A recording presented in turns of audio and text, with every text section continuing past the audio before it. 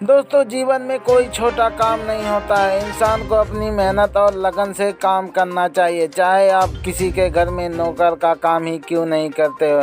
पंजाब के ऐसा ही मामला सामने आया, जहां 3 नौकरों की रातों रात किस्मत पलट गई, जिनके मालिक ने 30 बीघा जमीन, आलीशान बंगला और गाड़ी अपने 3 नौकर के नाम कर दी और खुद 2 कमरों के मकान में रहने लगे। अब सवाल ये उठता है कि बलजीत सिंह अपनी प्रॉपर्टी किसी रिश्तेदार को दे सकते हैं या फिर उसे बेचकर खूब ऐशो आराम की ज़िंदगी काट सकते हैं। लेकिन बलजीत सिंह ने अपने रिश्तेदारों को एक फूटी कौड़ी तक नहीं दी।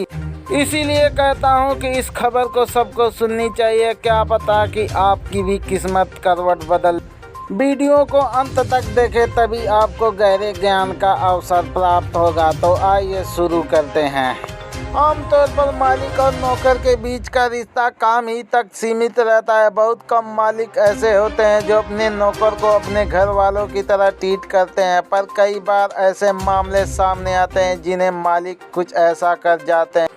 ऐसे ही एक दिलदार बॉस की कहानी पंजाब से सामने आए। श्री मुक्तसर साहिब के गांव में बांध के रहने वाले 87 साल के बलजीत सिंह मान ने अपनी 30 एकड़ जमीन, कोठी और सभी गाड़ियां अपने यहां काम करने वाले नौकर के नाम कर दी। दरअसल 87 साल के बलजीत सिंह को कोई औलाद नहीं थी। उन्होंने जिन नौकरों को अपनी सारी संपत्ति दी, वह लंबे समय से उनके पास काम कर रहे थे।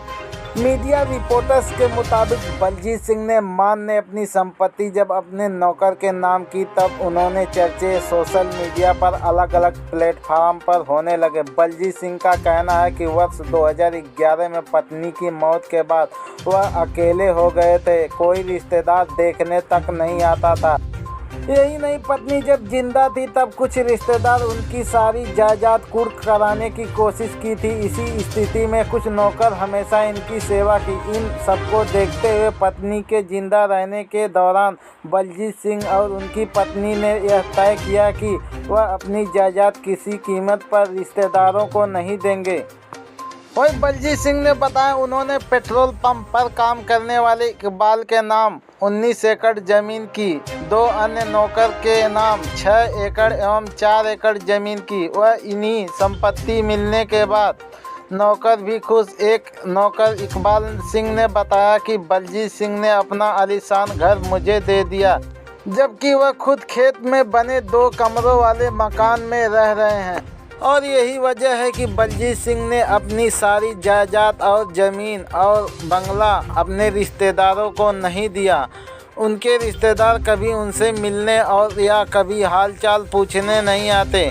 इसी जिद की वजह से बलजीत सिंह ने अपनी सारी जायदाद नौकरों के नाम कर दी, जिन्होंने उनको देखभाल किया, उसी को यह ज़मीन दे दी। तो कैसी लगी जानकारी कमेंट बॉक्स में ज़रूर बताना। हाँ, वीडियो पे नए हो तो चैनल को सब्सक्राइब करके बेल आइकन ज़रूर दबाना। तो मिलते हैं किसी और जानकारी